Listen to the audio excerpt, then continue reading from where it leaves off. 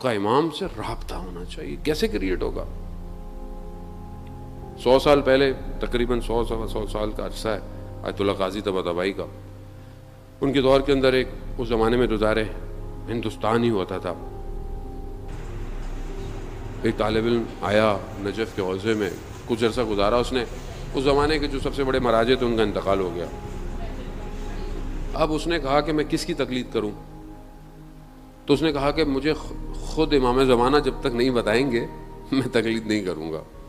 تو خیر اس نے بولا کہ میں کس مراجع کی تقلید کروں؟ میں امام سے خود چاہوں گا کہ میری مدد کریں. کیا کیا؟ 40 دن مسجد سہلا میں بیٹھ گیا. مسجد سہلا جو مسجد کوفہ کے تھوڑے سے فاصلے پر ہے، جو لوگ جا چکے انہیں پتہ ہے، جو لوگ نہیں گئے خدا ہم سب کو زیارت نصیب فرمائے. مسجد سہلا بہت قدیمی مسجد ہے، یعنی انبیاء کے مقامات ہیں، اور وہاں پر امام کا بھی مقام ہے، آخری امام کا مقام ہے وہاں پہ درمیان میں. تو یہ وہاں بیٹھ گیا اور 40 دن عبادت کرتا رہا. 40ویں دن اچانک سے دیوار سامنے جو تھی وہ ہٹ گئی. ہٹی تو اس نے دیکھا کہ جگہ کھل گئی ہے. یہ گیا، اس نے دیکھا کہ ایک شخص بیٹھا ہوا ہے. شخص کون ہے؟ امام کے 4 نائب تھے غیبت صغریٰ میں، ان میں سے ایک نائب بیٹھا ہوا ہے. اس نے کہا کہ مجھے امام سے کام ہے. کہا جو کام ہے ہمیں بتاؤ، ہم پوچھ کے بتا دیں گے. کہا نہیں، مجھے خود امام سے ملنا ہے. کہا اچھا اندر چلے جاؤ دروازے میں. اندر دروازہ کھولا، اندر گیا دیکھا کہ ایک اور نائب بیٹھے ہوئے، ان سے بھی اس نے یہی کہا. انہوں نے کہا کہ میں کر دیتا ہوں. کہا نہیں، مجھے خود امام سے ملنا ہے. ان کا اندر چلے جاؤ. دروازہ کھولا، تیسرا نائب بیٹھا ہوا ہے. خلاصہ بہرحال یہ آخری دروازہ کھول کے جب گیا تو اس نے دیکھا کہ امام تشریف فرما ہے، امام بیٹھے ہوئے. اس نے امام کو سلام کیا، عرض ادب کیا. کہا مولا میں رہنمائی چاہتا ہوں کہ میں کس کی تقلید کروں. مراجع اور بھی ہیں. بہرحال امام نے اشارہ کیا اپنے قدموں کی طرف، تو ایک سید عالم دین بیٹھے ہوئے تھے. اشارہ کیا کہ ان کی تقلید کرو.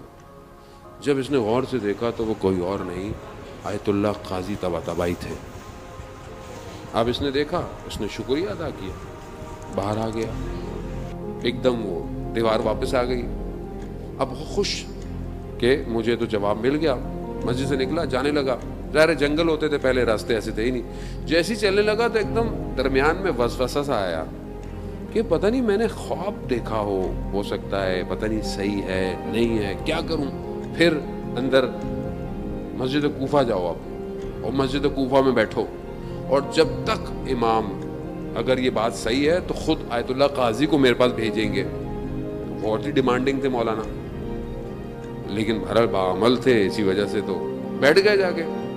خیر وہ مسجد کوفہ میں بیٹھ گئے، عمل کرتے رہے، عبادت کرتے رہے. تو ایک دن دیکھا کہ کسی نے کندھے پہ ہاتھ رکھا، تو دیکھا کہ آیت اللہ قاضی کھڑے ہوئے ہیں.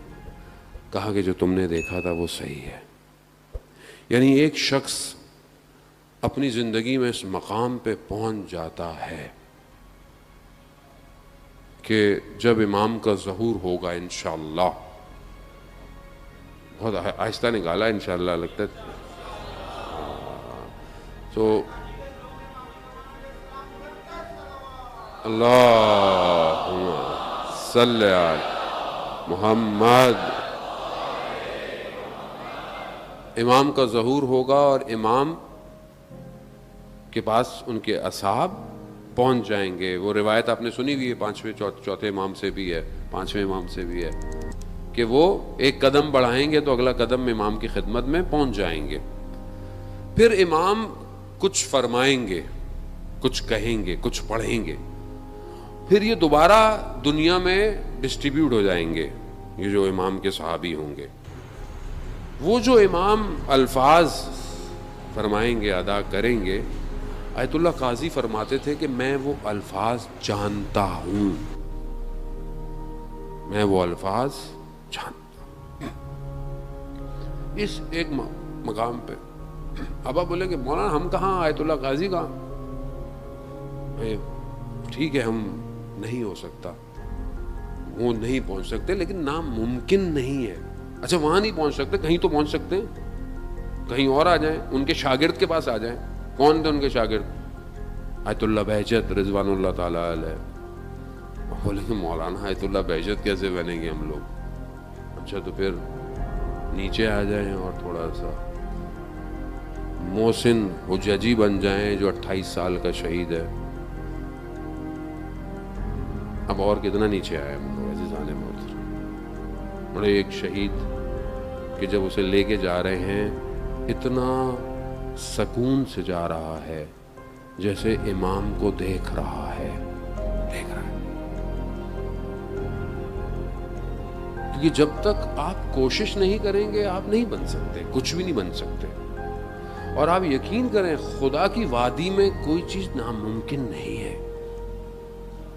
خدا کی وادی میں کوئی چیز ممکن نہیں ہے.